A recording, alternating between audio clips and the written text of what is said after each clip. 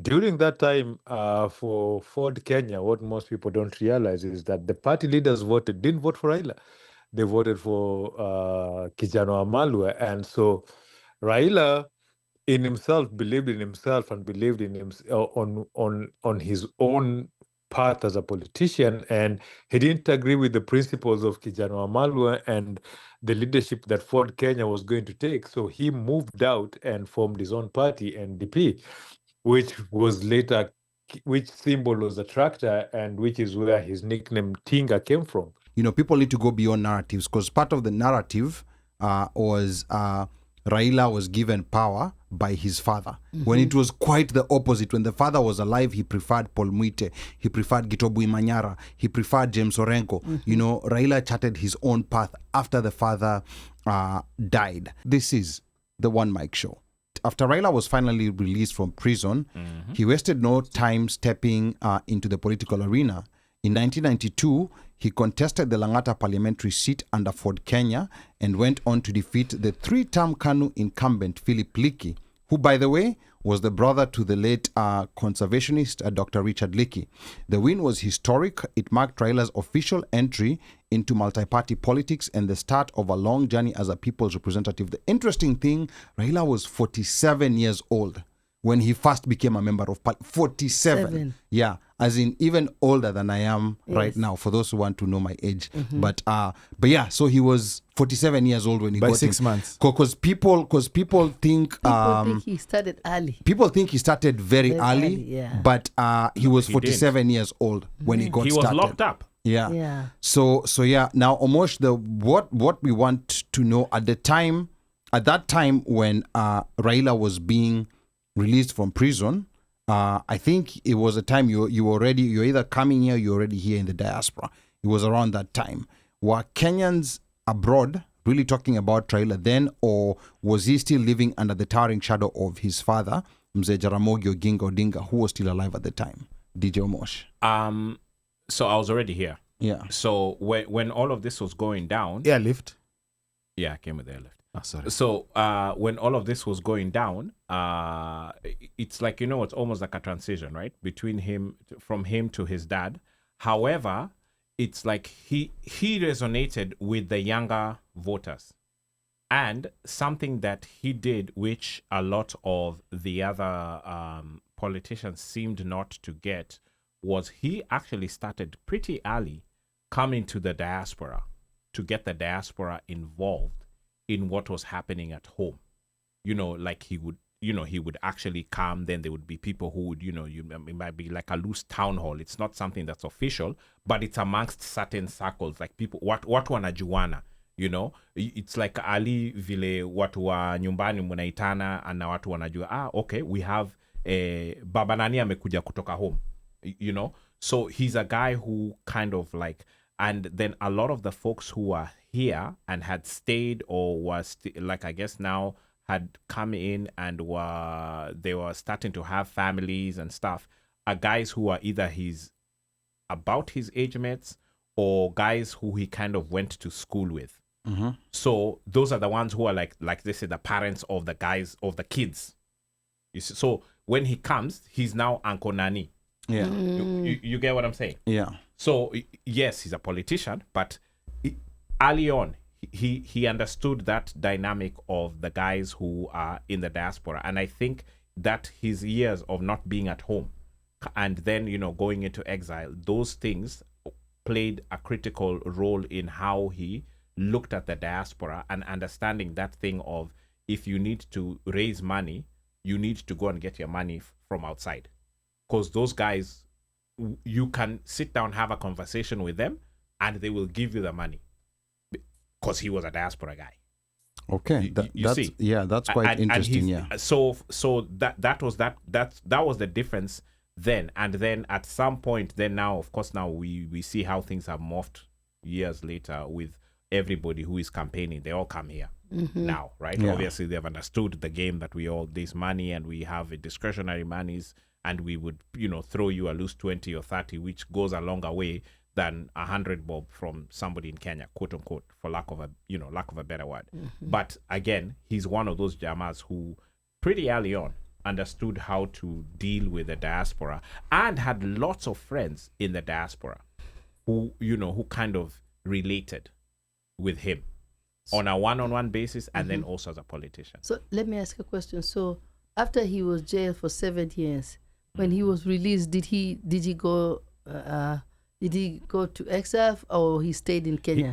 No, he went to exile. He came out. Then he went to, was it Norway? Ali Hepa. Yeah. Ali Hepa. Okay. Yeah, because it's those things you're told, hey boss, hapa usipotoka. Because he was actually rearrested at some point. Yeah. Yes. He was rearrested and then released again. Now before he got into campaign mode after what was that called? Section 2A was repealed. Multipartyism was allowed. The other parties were formed and people started campaigning on different parties. Actually, interesting. When was Section 2A repealed? It was 91. Yes. 91. Yes, So it was 1991. When was the Norway thing? Way Before. It was before. I think it was released around 89. And 89 is when it was stay released. in Norway? Sasa or maybe Omosh, let us know. I think I'll check, but I don't think he stayed there long. Maybe 2 Yeah. years or something. What made like him that. confident to come back? Because I think the repeal. Moi was still the president. Yes. The repeal of 2A. Correct, but now you can campaign. No. And it's not only him. Kuna watu wengi. You know, Okay. ukiwa mtu moja unatolewa peke yako. Yes. Yeah. Lakini watu wako wengi. Wengi, yeah. Yeah. Guys were many. I personally the majority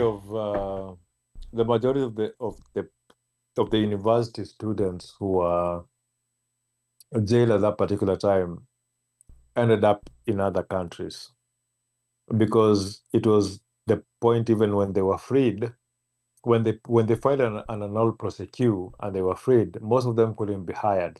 Most of them couldn't be given their graduation papers. So it was a matter of you figuring out how are you going to help yourself. And that was life in another country. You're not going to jail, but you're never going to be anything for yourself. So that is why most of them came to here and other countries.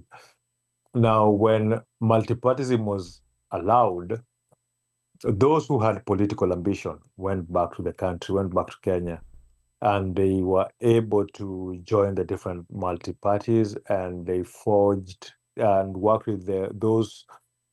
When the government was arresting, they didn't arrest everybody. So they worked with those who were back in the country and who had forged careers for themselves, maybe in law and other areas, and they were able to start their political careers. So it was not a matter of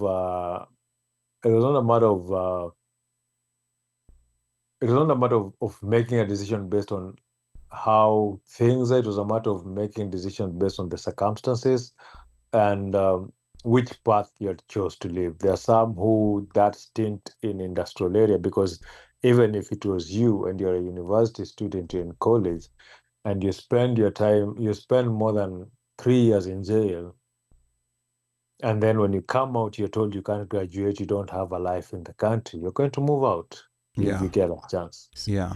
Okay. Again. But question, Yeah, was go his ahead. father alive? Yes, his father was alive. Yeah, Okay, his father died in 1994, and we're gonna come to that. Okay. And I was actually saying, I remember my first encounter with Raila Odinga. I remember things very vividly. I was 11 years old. He was campaigning for the Langata parliamentary seat. He had come. We did not know who he was at that time. He had come to, for those who are familiar with the South Sea area, I used to attend madrasa there. For those who don't know, madrasa is religious school. So I used to attend madrasa there. Right now, it's a fully fledged integrated school. But at that time, it was only madrasa where we were studying the Quran and all that. So Raila actually came, and if my memory serves me right, I think he was accompanied by the late Bamariz, who was also a politician. Who was also a politician was also in the Ford formation. When Ford was being formed. So I remember he came. And the kids who were there, we started following him around. He was being shown around by the administrators who were responsible there, because the place was still fresh. It was still being built. So I remember that's a first encounter. And I remember he was in like a gray suit. It was like a gray counter suit, like short sleeves. I have this knack of remembering very small details. But later on is when we got to see him on posters and on TV. He was running against, of course, he was running against on a KANU ticket, Philip Liki. And he was running on a Ford Kenya ticket, because remember Ford split to Ford Asili and Ford Kenya. So he was running on a Ford Kenya ticket. Philip Liki was running on a KANU ticket, and then there was another candidate called Kimani Warugendo who was running on Ford Asili. And I remember this because these posters were all over. I've never understood why in Kenyan campaigns unapata wall kama hii hapa, you have like 500 posters of the same person. Kimani Warugendo, all over the place. And then side Gine, I tell you. And then now Raila's folks would come and tear them up. And then the other side where there's Raila's, photos, Kimani Warugendo's folks would come and tear them up. So it was a very interesting. Now all over the place. Yes, it was very interesting dynamic at the time. That I never understand. Hizo flyer mngepeleka kwa wall ingine. Mnaweka flyer zote za mtu mmoja kwa one wall. No, the idea, what was explained to me, the idea was for this picture to stay on your mind so much that by the time unaenda kupiga kura, because kwa kura si unaona picha, that picture is in your mind. So I think it works. Yeah, so I think it works. No, so many comments also coming in on YouTube. Pan-African Kenyan is very active here on YouTube. Asante sana. Anasema, I'm from Mount Kenya and supported Azimio. I think the Kikuyu hate for Luo is overplayed. Ruto simply abandoned work and camped in Mount Kenya for 5 years, attending up to 3 church services. We are going to have a discussion about this later on, so Pan-African Kenyan stand by. And then Anasema, a guest on Spice FM in April this year, said they recorded 960 visits by Ruto to Murang'a County alone in 5 years. That's 3 to 4 visits per week consistently for 5 years. And then King Anthony Ansema, Babu is the heir to the throne. What y'all think about Babu the 6th? Okay, that's an interesting comment there. And then Pan-African Ansema, Ruto invested maybe 1,000x the effort that Raila put in Mount Kenya and got only 4x the votes that Raila got. So by effort to votes ratio, Raila far outperformed Ruto. On Kikuyu media houses, Kameme and Inoro, the reporting on Rao is entirely positive. I haven't read a single negative comment. And then Upper King Anthony Nasema, Kenya, what are... is asking Pan-African, what are their thoughts on Gachagua, though? The guy is a poison that Kenya needs to rid itself from. He's stuck in 1922 or something. Wow. Very, very primitive. Okay, so a back and forth there between King Arthur and Pan-African. And then just quickly jumping back to Facebook to see, what people are saying here on Facebook. I know Facebook has also been a little bit active here and there. There's some comments I think that I've lost. Utanisome hizo zingine Omosh. I can only see from Lauren Kagwi. Lauren Kagwi anasema, naona guest is my fellow, natuma salam wa Davida since aseme ka poem. But here amesema wa divida ama ni wa divas. I don't know what it is. Wa Davida. Yeah, ameandika hapa wa divida. I think poem inakuja iko. Okay, sawa. Yeah. And then Washeke anasema, can you also talk about how the state campaign of intimidation extended to his family? Mama Ida was dismissed from her job at Kenya High School. We're going to get to that.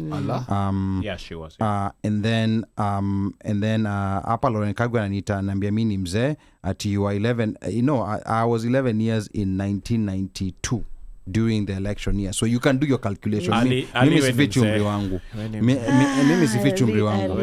And then AARP. Yeah, and then Lorena anasema, I honestly, unomai kuna mention AARP. My goodness, I don't even know, why you would mention AARP. But anyway, Lauren anasema, I honestly love Raila. Yani some courage. And then the number to call is 202-683-4570. Press *5 to speak. Again, the number to call is 202-683-4570. 4570. Press star 5 to speak. Mika, I want to come to you to pick up, like from where I left with Omosh, because 2 years later, after the 92 election, that's in 1994, Raila's father, Mzee Jaramogi Oginga Odinga, passes away, and that moment completely changes the landscape for Raila. So the Ford Kenya party splits to, remember originally there was a Ford before the 92 election. It split to Ford Asili and Ford Kenya, and Jaramogi ran for president on Ford Kenya, and Kenneth Matiba ran for president on Ford Asili. Then there was another whole different party called DP, Democratic Party, ya Moi Kibaki. So there were three major candidates besides Moi. So the Ford Kenya party split soon after the death of Jaramogi, as Raila faces off with Kijana Wamalwa over leadership of the party. Now that split would eventually push him to chart his own political path, and that's really when Raila, the individual, not just Jaramogi's son, begins to emerge. So Mika, maybe help us make sense of that turning point. How did the death of his father and the Ford Kenya power struggle shape Raila's independence as a political figure? Mika. Thank you. One of the things that most people don't understand is that as much as as most people don't understand about Jaramogi, not even Raila Jaramogi, most people don't understand about Jaramogi was that Jaramogi was more of a democratic person who believed in principles and agreements on what they've been signed on. And Fort Kenya had a hierarchy. As much as Raila was Jaramogi's son, Raila was just a member of Fort Kenya. He wasn't the one who was supposed to come in.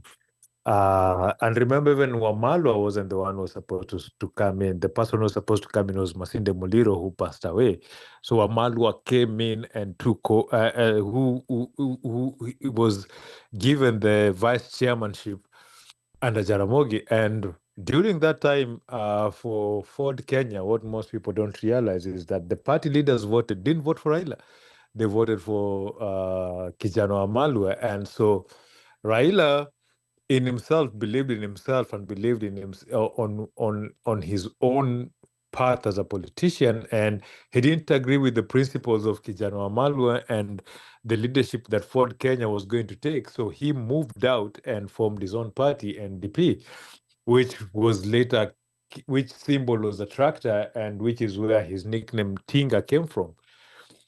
And when he formed NDP and he ran for presidency, in that first, was it 1997 elections, he came in fourth, I think. He came in fourth.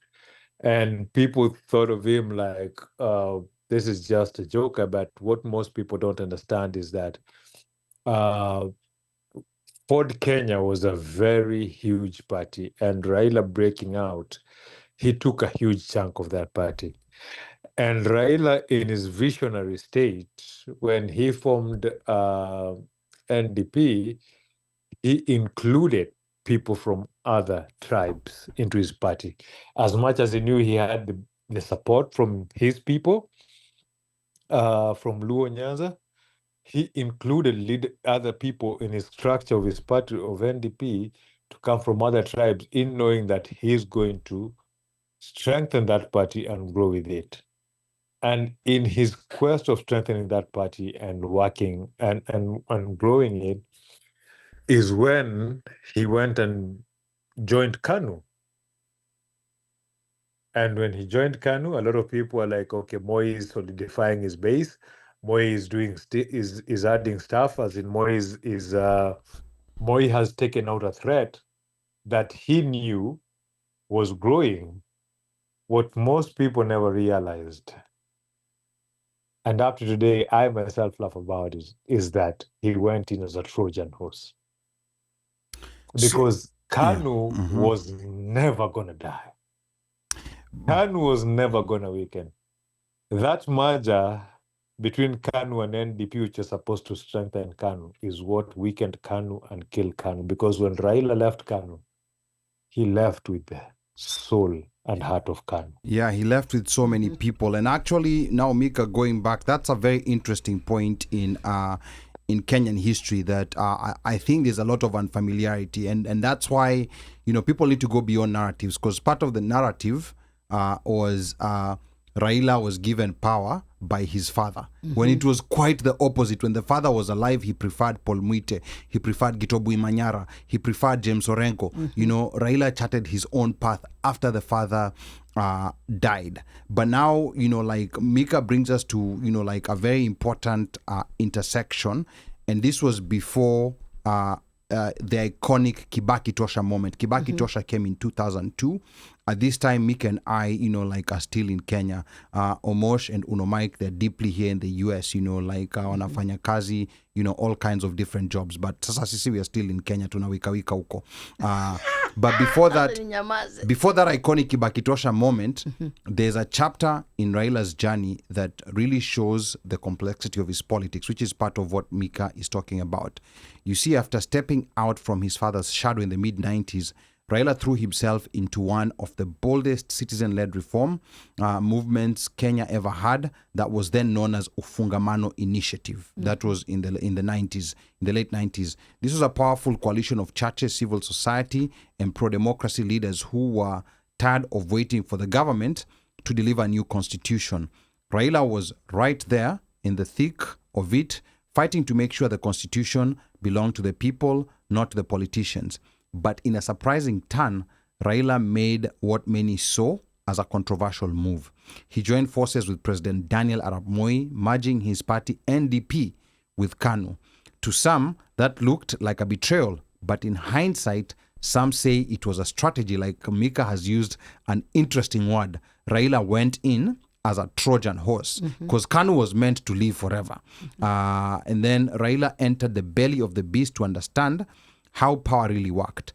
He became the energy minister, learned the inner workings of government, and when the moment came, he knew exactly how to break KANU's grip on Kenya, which brings us to 2002, the day he stood before the nation and declared Kibaki Toshad, a single sentence that ended 40 years of one-party rule and proved that Raila's fight was always about the bigger picture. At the time, during the Ufungamano years, NDP's merger with KANU and the Kibaki Tosha moment, like most of us at that particular point, like some of us were still in school. But I want us now to maybe unpack that Kibaki Tosha moment and what it said about the kind of man Raila was. And I think, Mika, I want to come back to you and also just reverse you back to that Trojan horse moment, because when people discuss Raila's handshakes, that's usually the first handshake that they talk about between him and Moi and M1 before M1, Kibaki. yeah. Kibaki was the second one. With M1 was the first one. And I think in his death, there's some soberness, because KANU was never meant to go anywhere. In fact, it was very shocking how KANU disintegrated after that delegates conference where Moi told Saitoti, Professor Nyamaza. I don't know whether people remember that moment when he surprised people that he wanted Uhuru Kenyatta to be the KANU candidate. And that's when Raila said Kasarani hatuendi, and he left KANU in a half and left with all the big fish. That is when Kalonzo left KANU. That is when Saitoti left KANU. That's when all Is those that the KANU famous soldiers- speech? Is that the famous speech of John Nyaga Jose said- left KANU. Joe Nyaga left KANU too. Jose John Saitoti said, Nyaga left KANU. Yeah. Ochilo Ayako left KANU. What's his name? Saitoti, as you've said. Mudavadi left KANU. Mudavadi was Yes. half. Madividi. Yeah, actually, No, Mudavadi left my KANU. DVD did not leave, because remember my No, DVD but was Madividi given. didn't leave, but Yeah. he was half. He was half, yes. He was half. And Ruto also was half, because remember, Ruto was supposed to be the heir To M1. to to Uhuru. M1. Ruto was supposed, like, if everything would have gone well, Ruto was supposed to be there. And you remember, even if Ruto had left KANU with Raila, Raila would have run for president. But because Raila didn't have Ruto, he knew he didn't have the numbers. That's why he went to Kibaki. That's something most people don't realize. But did Ruto have power at that time? Hiyo ilikuwa time ya So, Y2K. Because Ruto angevunja vote ya Wakalenjin. Remember, Ruto worked his way in Kanu. Ruto was never appointed. Most people don't realize that Ruto unsat a Moi favorite as yes. MP. Ruben Chesire, Yes. Eldoret North. Yes. So Ruto had numbers and clout. That's what most people don't realize. So when Raila couldn't pull out Ruto, that is why he didn't go for presidency. That's why he kept quiet for a long time and then finally said Kibaki Tosh. Now, before he said Kibaki Tosha, there was a controversial moment because apparently he went and reached a deal. At the time, the late Simeon Nyachae had a political party called Ford People. Yes. And Raila had promised Nyachae that he's going to support his presidential bid because Nyachae also ran for president during that year. So Raila had promised Nyachae that he's going to go support him. But while Nyachae was waiting, he suddenly was being told that, Raila has already gone to that other rally and he has said Kibaki Tosha. So game over, And No, that's see, how... So what he said is that he left Serena after having an agreement With Nyachae. Nyachae, Yeah. goes, sees a crowd of people at Uhuru, in gears, and then it is said, Yeah. it is alleged, Mhm. okay? Yeah. In Miguna's book. Yeah. It is alleged. So Yes. please don't say that. That is what is alleged. Okay. Yes, but in short, that's the moment. I think that's a moment, like the 2000. That's the moment Kibaki won the 2002 election. Yes. At the point when Raila said, Kibaki Tosha. So I think for- that's when he won. What I hear was that, so there was a strategy that if Moi put up a Luo guy, this other team, is it PNU? There was no PNU. Not in PNU. 2002. There was There was NAC. DP. DP. There was DP. DP. So they all came There was- together Yeah, under NAC. Under NAC, Yeah. NAC. It was NAC. So Yeah. NAC, so it's like they had three options. Like whoever Raila would have, whoever M1 would have put up, they would counter. That's what I was told. So if they put up,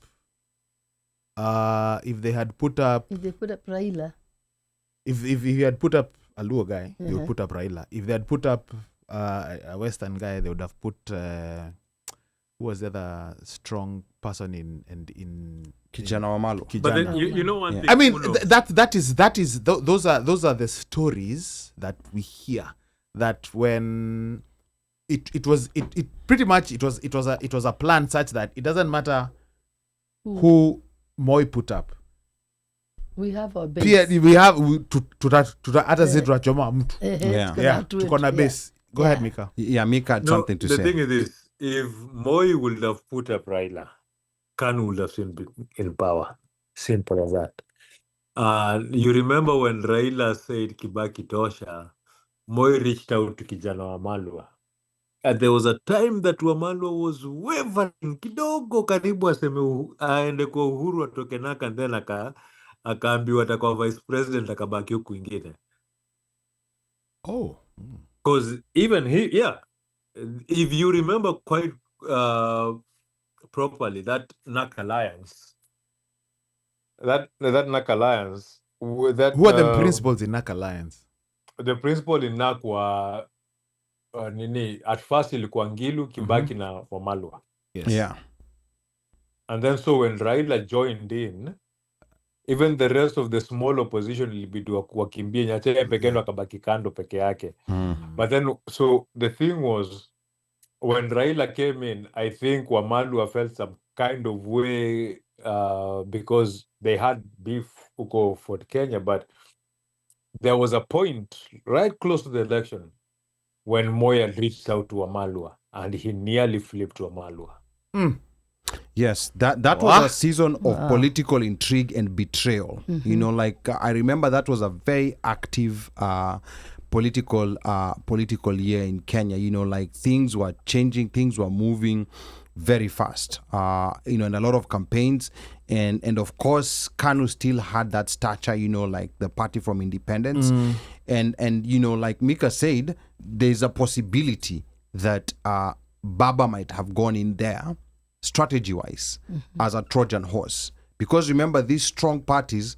KANU was stronger than CCM is in Tanzania. You see how CCM is strong? Yeah. KANU was stronger than that. You know, like it had all the machinery in all parts of Kenya, all the grassroots. You know, but then it disintegrated so fast. And in that election, there were a couple of KANU members of parliament who were elected, but in successive elections, the number of KANU members of parliament reduced. Right now, I think KANU only has a handful. I think Naisula Lesuda is a KANU member of parliament. I don't know any other one. They might have a few MCAs here and there, but it's essentially a moribund Let party. me ask you something. KANU hata zilimezwa juzi. Yeah, but let me ask you something. By the way. It seems like, therefore, Moi underestimated Raila's power, because I remember I remember Kibaki Tosha very well. I was young too, but I remember, and I mean, the whole of Nairobi, everywhere, they were like, yes, yes. So why did Moi M1 underestimate Raila? Because I think by that time he had started gaining a lot of popularity, because it was really that statement when he said Kibaki Tosha, everyone knew it is Unasema Kenya. nini? So I think Tosha. Moi, I don't know whether he necessarily underestimated Raila, but I think his strategy of divide and rule fell apart. Because remember, at that particular time, there was no 50% plus one. Is whoever had the highest number of votes Yes. is the winner. Yes. Yeah, is the winner. Yeah, is the winner. So what ended up happening is that what he did not anticipate was all these people coming together. Because had Raila, you know, like gone to Ford people enjoying a chai, guess what? We would have had a President Uhuru Kenyatta in 2002. But this is the thing though. Why would he? That was another issue. I was just like one Mike says here. Hearsay, narrative, allegedly. What I heard was that Moi was also trying to protect his interest, and that's why he chose Uhuru. Uhuru was not a very strong candidate. He knew that, but he ended up choosing him. Why? Because he wanted to protect his interest, meaning his wealth and all that. Is that correct? Yeah. No, that's a possibility. It's a possibility, but It's a also possibility. I think what I've also heard, and again, this is not at ECG factual, but what has been said was that alikuwa anarudisha mkono, anarudishia Jomo mkono. Yes. Uno also let's think about this politically, right? Politically, you also want somebody who let's look at it from an American perspective. Lobbyists will push for a certain politician who they can control, right? And so that politician can be able to push, as Anna said, protect their interests. So maybe he looked down and he looked at all the people that he could choose, and he saw this is the easiest person who can protect my interests. And even me as party leader, I can still control them. An example is like, for example, if the late Jacom was still alive during next year's election, he wouldn't run. But who would he have picked? That we don't know. Will he have picked somebody who protects his interests, somebody who holds the party's interests, or somebody who holds the country's interests? We don't know. But at the end of the day, we do know that politics, sometimes the president isn't really the president, or the president can be the president, but has to serve certain interests. So politically, I think Uhuru was the best person to serve Moi's interests, whatever his interests were after retiring. Yeah, because the selection of Uhuru made George Saitoti come up with that famous statement. There comes a time when you have, to put the country first? Yes. Okay, that's when Uhuru was selected. Because after he was elected, George Saitoti, because it was sort of assumed it was a toss-up between Saitoti and Raila. Yes. And Raila. And Raila. This guy went Yeah, so You so went so, where- re- you so went remember, so remember, left, yeah. you know, like Moi had been winning the elections in the 90s with 30-something%, you know, like 32-33%. So he knew for sure that that's all that he needed to win, as long as, you know, like he can send out, you know, like some projects out there and make sure that the opposition is divided and you have your person coming through. You know, in fact, there were people who were accusing, and this is from Mount Kenya, they were accusing Kibaki of being The splitter. Of being Moi's project. Moi's project. He split the Kikuyu vote. Had Kibaki not Yes. vied, if all the Kikuyus Matiba would voted be for president. Matiba would be the president. Yes. But then again, according to what Lee Njiru, former press secretary of Moi, said, Yes. he said the actual project was Matiba. So this is now gets into very confusing territory. Yes. Because he said that what happened is that Jaramogi was the leader of Ford and he was the one who was gonna run against Moi and Ford. But according to what Lee Kinyanjui said, Linjiru. Linjiru. Yeah, Kinyanjui, Njiru, same difference. But No, yeah. very different. Okay, okay. Liki so- Nyanjui was okay, please. okay. No, don't do that. Umesema WhatsApp. Don't do that. Umesema WhatsApp. Okay, Don't do that. project. Okay, Don't correction. Don't do that. Correction Don't do taken. that. Correction taken. Yeah. Yeah. Correction taken. So Linjiru said in an interview, I think it was with Dr. Kingori on Dr. Kingori's YouTube Yeah, channel. I think so. Yeah, so he said that what happened is that intelligence had already told Moi, you're unpopular, you're gonna lose. Utashinda hii. Yes, Yeah. so they had to think up of something quick. Matiba was sick in London at the time. So when he came back to the country, they went to the government printers, now Moi's people, and asked them to print Matiba's pictures, Matiba's flyers, nyingi sana, and then go bus people from wherever, and then take all of them to the airport, so that when Matiba comes in, They're he sees meeting this him. big crowd of people, Politics. and he's like, yeah, and then anarudi anaenda anaambiwa, sasa unaona, the people actually want you. And you know Matiba's mantra was, let the people decide. Yes, I So remember. yeah, so that's when he decided that he's also throwing himself in. In Matiba's defense, he actually got more votes than Jaramogi. You know, like in that 1992 election. Very interesting results. If you look, if you go on Google or Wikipedia and look at the results, Yeah. very interesting So results. in that the 1992 it was who was running? Matiba, Matiba, Jaramogi, Jaramogi, Kibaki, and Moi. Moi won. Moi won. Yes. Yes, Moi, yeah, of course Moi won. So aliwacheza? Yeah, aliwacheza, aliwadivide wote. But, Wow. Yeah, but divide if you and take rule. if you take any two Yes. between Jaramogi, Kibaki, and Matiba, Yeah. pick any two. They Yes. had more votes than Moi. Yes. Any two, not even the entire three. Any two, they had more votes than Moi. So but that- aliwacheza. That's the trick that he was playing. Yes. That's what he did played also them. in Yeah. in 1997. In 1997, Kibaki was running, and also Raila ran. Raila, yeah. Had they run together, Together, they would have defeated defeated him. Moi. So yeah. that's where, you know, like at some point from Mount Kenya, they had a choice name for Kibaki, Yes. being the one who prevented Matiba from becoming the president. To this day, Mount Kenya believes that. Yes, so he was considered he was considered a project, Yeah. and then now Linjiru recently was saying that Kinyanjui. Matiba, Linjiru. Was the project. Matiba was the project. Project, not- So not- a lot of confusion, which is why I think it's important to have very good historians Yes, who yes, can who knows. analyze Yes, this that's very true. critically Yeah. and let people know what exactly happened. So that was Moi's plan. That's why when we got the new constitution, Yes. this new 50% plus one rule was introduced. But then after the question, after the 92, 97, Yeah. now 2002, right? Yes. He didn't run, but he chose more. He chose Uhuru. and that's when they lost. Yes, Yeah. but remember, if you look at the results, Kibaki won at around 59, close to 60%. Yeah. And Uhuru had about 40%.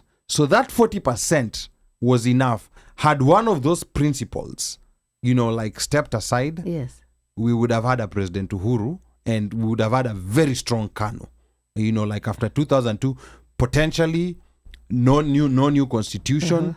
Potentially we would be like in the situation that Tanzania is in today. Right. Yeah. So basically, Raila played an instrumental role for us to move away from Kanu. Absolutely. I know Yeah. Kenyan Dream might disagree with that, but Yeah. absolutely. Yes. Had Raila not said Kibaki Tosha, Yeah. Kanu would have come back to Ah, power. Ingerudi, yes. And they would have, and Kenya's history would be very different. Yes. The number to call 202 People are afraid of calling, my guy. I don't know. 4570. Are Press you, star are you five to sure speak. that Tuseme is- umebonyeza kidude? Si mpaka nimetumia Yeah, simu hata ya huyu hata mpaka nimetumia- kujaribu Lakini yawa. nafikiri aliende pole pole akisema those were 202 what else? 202 683 4570. Press star 5 to speak. And I've pinned. I think press fanya star hivi. They're all five. pinned. All these are pinned No, on no, let's Facebook. do this. and on Let's do YouTube. this. Omosh, read the number in the Luo. 202. Almost ananicheka. Almost anasema ana ni trouble. Ana trouble maker. Are you serious? In the Luo. Yani she's one who speaks Swa amongst us and she can't even hear what Ali is saying. Bwana ongea raka. Hata niko nyumbani na shindo huwa Aliza. Hata nilimwambia nani mtumie hii namba kwa nini? Well, we want people to call. Anna, you know Anna doesn't come so many times to this. You know, I'm a guest today. So, yes, if you don't want to call and talk to Ali, call and talk to me. Let's go.